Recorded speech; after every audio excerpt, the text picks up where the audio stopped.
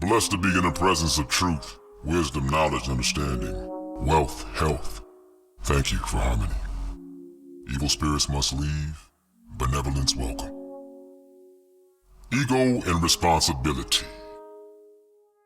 The ego is sort of like a program or software for the mental computer. It operates on the information we feed it, and sometimes we forget to update the system, or we never update the system. The problem with forgetting to update the ego programming results in being stuck in an irrational mindset. The ego has its purpose in our life, and we need to know how to utilize it properly. Many people think that the ego is all bad, but that's just because of the programming we give it, or because we forget to update the program. See, we need the ego more than we think, and if we didn't have an ego, then we wouldn't have an objective mind at all. We wouldn't care about what anyone did to us or didn't do to us. See, without the ego, we might not even get out of bed in the morning. The ego was really designed to protect our emotions. It's only our inability to control it and keep it in phase with harmony and balance that creates its bad reputation. The ego can go into what would appear to be a perfect, harmonious situation and perceive it to be out of phase and even try to fix something perfect just because it's not a part of it.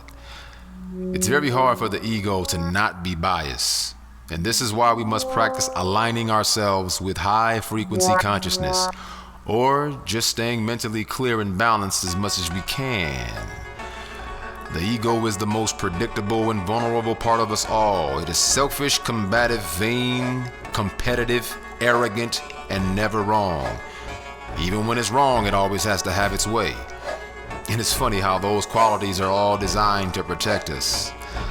The ego thinks that it's by cause and effect that it gets mad, blaming everyone and everything for its negative emotional state but itself. But little does the ego know that by playing the blame game, it relinquishes and demolishes one's connection to divine power. And as selfish as the ego is, if it knew this, it wouldn't do this. But it's up to us to know this and act on it in a balanced way.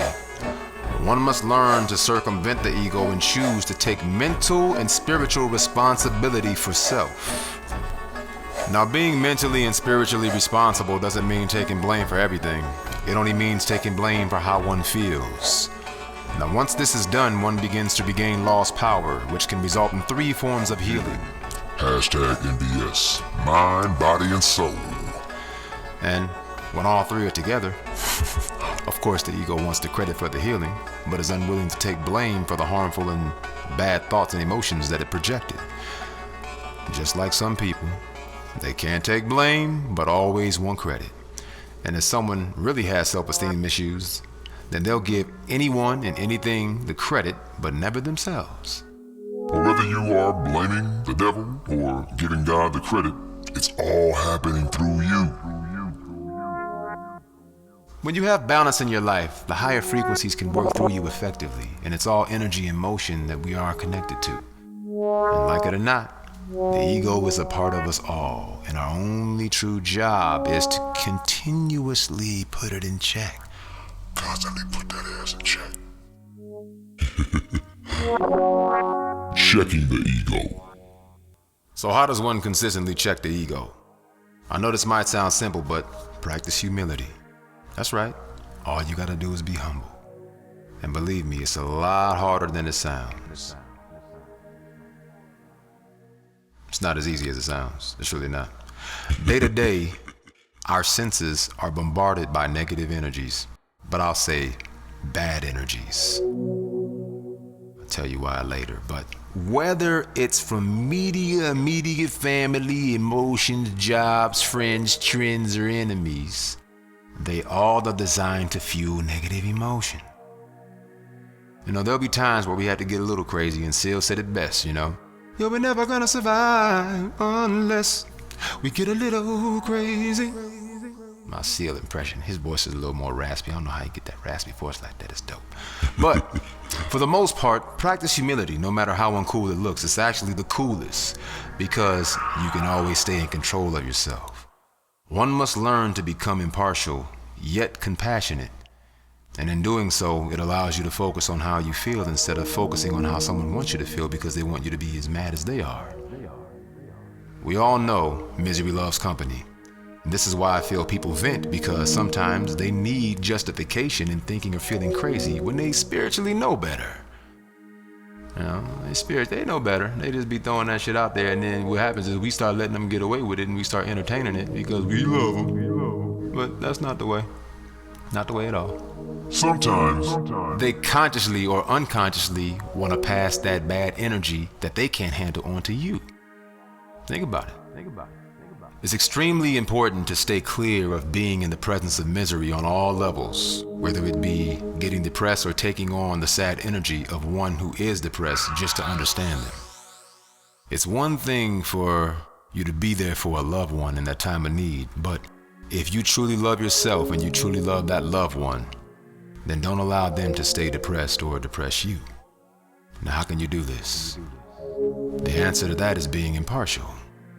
Being impartial allows you to stay clear-minded so you don't get swayed from your own spiritual pathway by someone else's ill feelings. After all, the clearer you are, the better you can help them. In other words, stay grounded so you can't be knocked off balance. I always say, on a plane, there's a reason why the flight attendant tells you to secure your own oxygen mask before helping someone else. Because you have to breathe right before you can assist somebody else in breathing right. And breathing right just helps you think clearly and allows you to arrive at a solution. The next thing is to be compassionate. And being compassionate allows you to understand the human side, which has beautiful feelings and emotions.